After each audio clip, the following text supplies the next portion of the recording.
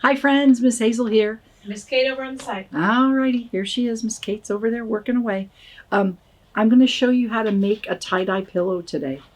We're super excited to do this. Yeah, we're going to do tie-dye, Miss Kate. Oh my gosh. I'm going to show my friends all the different steps you need to get to this. I made a peewee size pillow, but it's still very snuggly. But your kit's going to have a bigger pillow in it. So the first thing I did, we used 100% cotton. We actually used a sheet and we cut it up. And Miss Kate used her sewing machine and she sewed some of the sides. So you just have a little bit to finish here. But if you're tie-dyeing anything, you could use a pillowcase, you could use a t-shirt, kind of lots of people tie-dye in lots of different ways.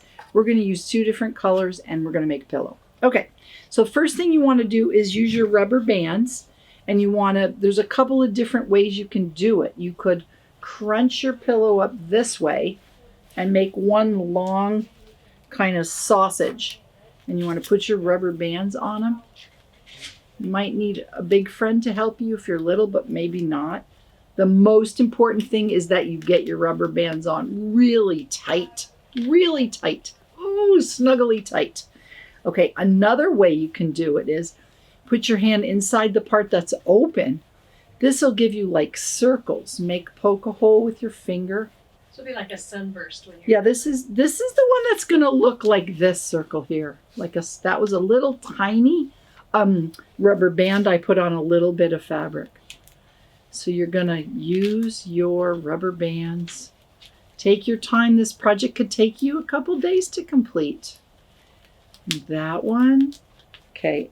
But the most important thing is that you get it really tight, because where it's tight is where you get these circle lines. So, all right, I'm going to make one more super tight, round and around and around and around. I think some people actually use string when they make tie-dye, Yes, but we're do.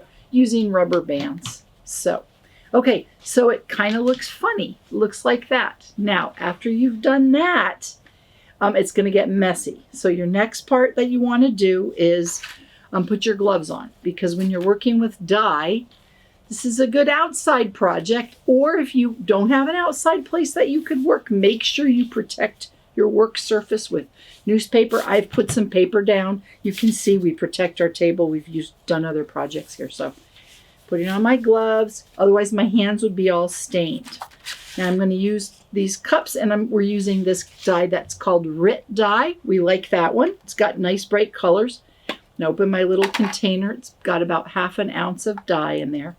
And that dye, sometimes you can get it in powder, but that dye... Yeah, we are using liquid. And then I'm going to add 1/2 cup of water. And you can see it's like this lovely blue soup. Okay, and I'm going to use yellow. So I'm going to do the same thing. Put it inside. I'm going to rinse the inside of my container because it looks like some of it got stuck. Okay. Now I've got my colors made up. Inside, I've got a little pipette, but you don't need one, but you could use it. I've got my tie-dye. You could do a couple different things. You want to use your light colors first. Use your light colors first, because if you start with your dark colors, you won't see your light colors. So I'm going to just dip it in a little bit. Ooh, look at that. Very yellowy. Kind of cool, isn't it? All right, now I'm going to use my little pipette guy. Oh, I said choose the light colors first. Okay, so here I go. I'm going to squeeze it on. You want to make sure you saturate your fabric. And what does saturate mean? Oh, make sure your fabric gets wet with the dye. I'm going to now use a little blue. It's kind of cool. And then the colors will make friends with the neighbor and blend a little bit. You'll see like, oh, look at that. I added a little bit. So you can see over here when it's dry. So you're going to keep doing that till your whole pillow is completely covered with dye. Then when you're done, you're going to put it in a plastic bag, or you can use your little plastic kit. You're going to cover it up, and you're going to leave that sit for 24 hours so that the dye can get into that fabric and make it be as colorful as it can. Here's one I did yesterday. going to show you what happens. Remember I did that one where I knotted it like that? This one I've already, so you're going to let it sit for 24 hours and then you're going to rinse it with cool water until you can make the water run kind of clear. Do your best to get the water to run clear. And now, after you do that, you're going to remove your rubber bands, which I'm doing. You probably could use, well, I wouldn't, you could probably use scissors, but if you were not careful and you cut your pillow, you'd be very sad. I don't want anybody to be sad. So now I'm taking the rubber bands out. This is still wet because I just rinsed it. Okay, and now if you do those long ones, this is the magic reveal. Oh, that is very pretty. Very, very pretty. That's when you did the stripes. Oh, that's so pretty. So that's what it looks like with stripes.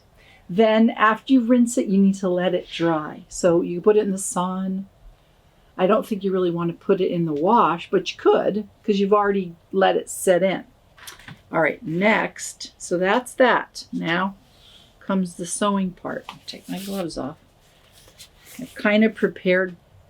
I did some of this earlier. So now this was my piece that I did and I dried it. I've got an opening. Going to take my fluff and stuff it into the opening, making sure I get to the corners. It's all my fluff. Oh, that's so nice and soft. Move it around to make it so it's not lumpy, right? Yeah, move it around so it's not lumpy. Oh, it's so exciting. And then I've got my needle and thread. I put a knot on the end of my thread. This is not, make sure I guess your needles needs to be kind of sharp. I'm going to go inside. And then, if you want to come a little closer, I'll show you. You're going to stitch up the top of your pillow because you don't want the fluff to come out. I'm doing, Miss Kate, what's it called? Like, is this a whip stitch? What's the one that just goes over? Stitch, you're just doing over, yes. That's a whip stitch when you're going over. But if you wanted to, you could just do the running stitch. I'm going to show you that one too. The running stitch is when you just go, the stitches look like they're following each other. The important part is down the road, that kind of the line down the road. The paint down the road. Yeah. It looks like that. Doesn't really matter which stitch you use. You just want to keep your fluff inside. Yeah, so having the stitches pretty close to each other, right? Not really big stitches. Would be best. I'm making mine like kind of medium size, Miss Kate. Probably because I don't want to keep everybody on the video for a super long time. Finish that up. And then you can wash your pillow after it's done if you like. Like if you sleep with your pillow. I'm using big stitches now. I don't recommend as big as that. I just want to show you when it's done. Okay, finish that up. I like to finish my end of my sewing projects by putting like 2 or 3 stitches into the very same place so that the thread doesn't unravel. Okay, and I'm going to cut the thread. And there you have it, a very lovely tie-dye pillow that you made. Oh, with a softy cotton sheet.